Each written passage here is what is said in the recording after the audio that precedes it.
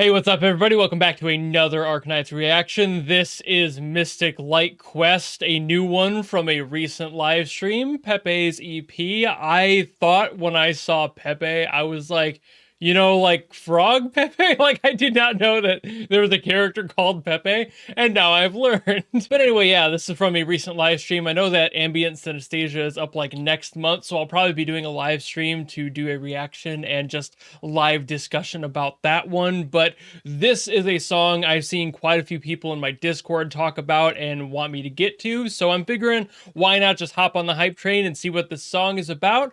And without further ado, let's go! Oh.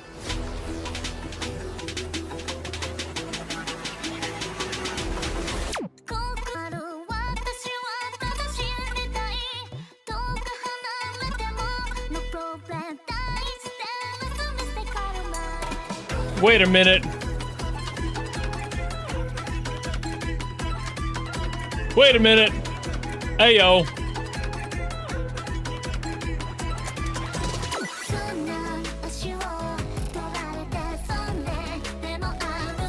What in the Pomu is this?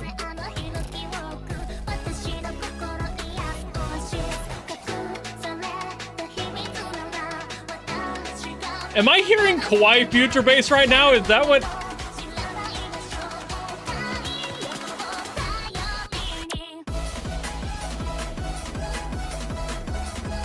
Hey, wait a minute.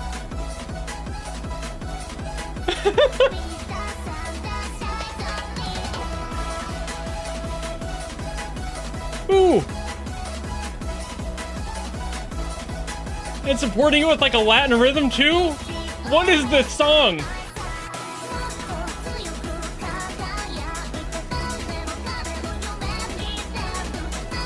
Dude!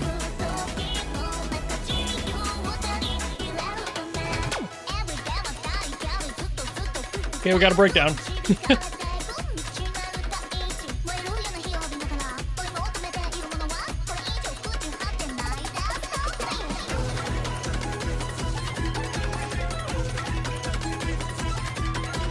I straight up never thought I would hear Phrygian mode future bass ever in my life.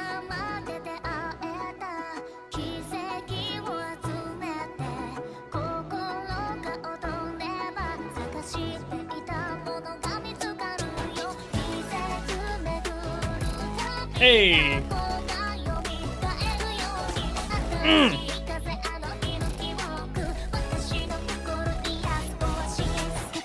A little bit of that chip tune for that Snail's House vibe. Dude, I'm loving this. It's like all of my guilty pleasures in one.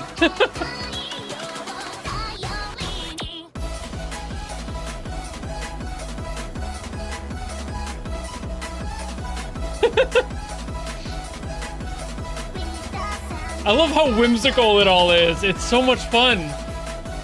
I love the little dance they're giving it. Dude, this is great.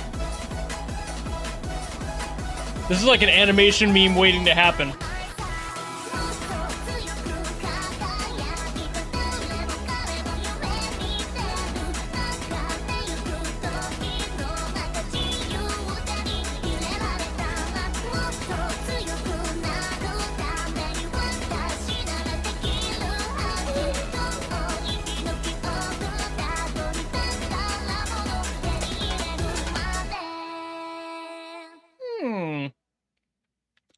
All right, I'm on board. I'm here for it. I love that. That's great. That's fantastic. I love it. Oh, okay. So I think I referenced the sound that was hitting for me pretty well during the reaction. That was 100% like a Snail's House, Kiryu Pamu hybrid blend, and I love that so much. The Phrygian mode in this, like, I never expected Egypt to come out with future bass, but this is exactly what I was hoping for Kawaii Future Bass from that part of the world. I love that. I never would have expected that to be the key, the mode that you would be making this style of music in. And I love that they were sprinkling those samples throughout just to make everything tie together a little bit more to match that aesthetic. And you kind of going for that obvious Egypt sound. You go for those like stereotypes, and that part part of the world. It's just, there's so much in this song, but it's also surprisingly thin. And I don't mean thin in like a bad way at all. I just mean that they were actually layering things sensibly instead of just smashing as much as they could against the wall and hoping all of it worked out somehow, which does happen in quite a few Future Bass songs, especially Kawaii Future Bass, where it has that chiptune sound in there. There's just a lot of layers sometimes that can be too much, and I really respect that this song definitely knew how to pace itself with how many layers they really needed to get that aesthetic, and I think it sounds so much better as a result,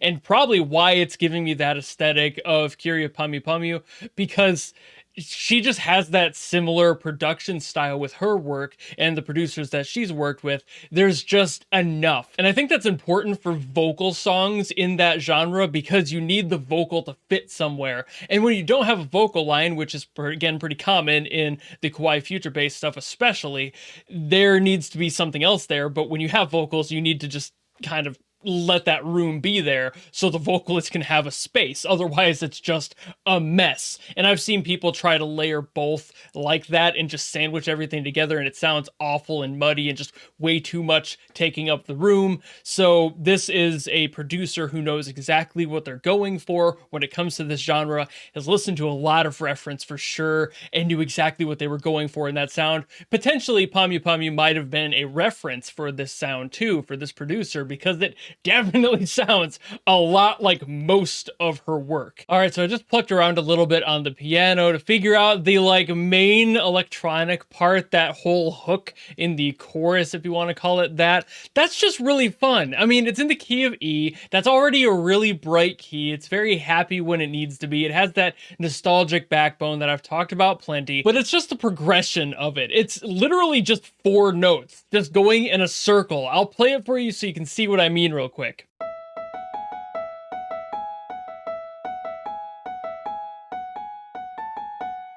And then it also has a variant at the end of, like, it's not a lot, but it is really interesting how this works. One of the hardest things to do when you're a musician and you're trying to do anything musically is making something that's fun and like an earworm. You know, like creating an earworm is very difficult for a lot of people. And it's because you have to do the KISS method. Keep it simple, stupid. That's what you need to do. And it's really hard for a lot of people to do that and figure out how that works. In this case, this is one of the best examples of it. Keep it simple, make it cyclical. Just make it go back on itself. Like I said, this is 4 notes. Like I showed you, it's not a lot of movement. It's the same 4 notes, but it's all coming back around. It's starting at a point and ending back at that point. And the whole motion between there is constant back and forth, up and down, just through the chord. That's all it is. It's just the key of E. It's just the notes in that scale. That's it. There's nothing fancy about it. There's no extra mode here. This is just straight natural E major. That's it.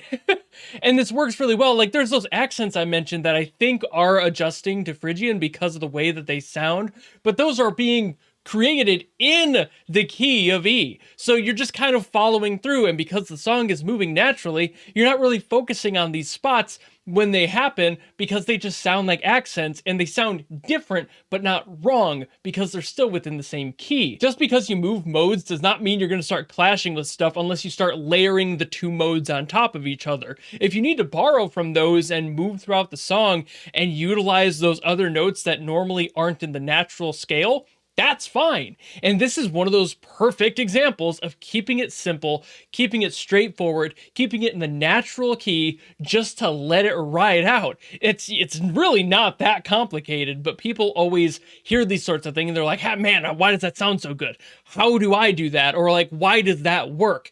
That's why. They kept it simple, they made it cyclical, and I've talked about the cyclical concept a lot, but that's really one of those key factors to making something catchy and memorable. If you repeat the exact same thing over and over again, it'll get annoying. But if you make it a really lighthearted, fun accent in the middle of a song that just repeats once or twice like this, and it has those slight variations like that one at the end, That's all you need. It's not a lot of movement, but you have to put a little bit more effort in than just copy pasting the exact same thing all the way to the end of the song. So this song is just really fun, and it's a great learning experience for everybody watching this who's interested in music theory and you want to maybe compose something yourself, something that has a little bit of that earworm sound to it. There you go.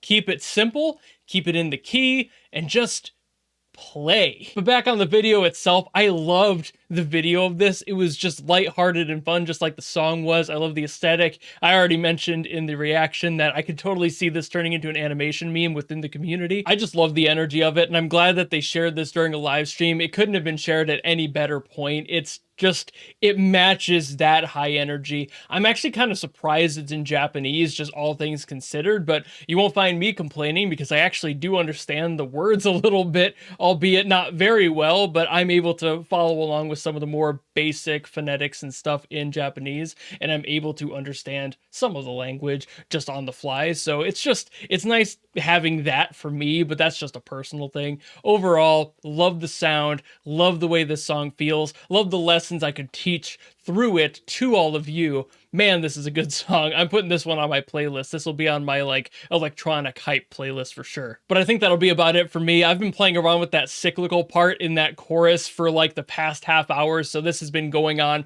for a while as far as recording goes. I know you won't all see that, but you know, it's just that sort of thing. I get stuck in my own little world and just start kind of diddling around. And if you like this video and you want to follow me and support me for stuff in the future, I have a cover of Phenomenal Agents coming out in August, on August 10th.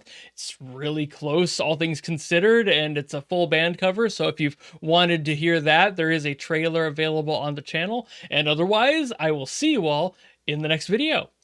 Goodbye!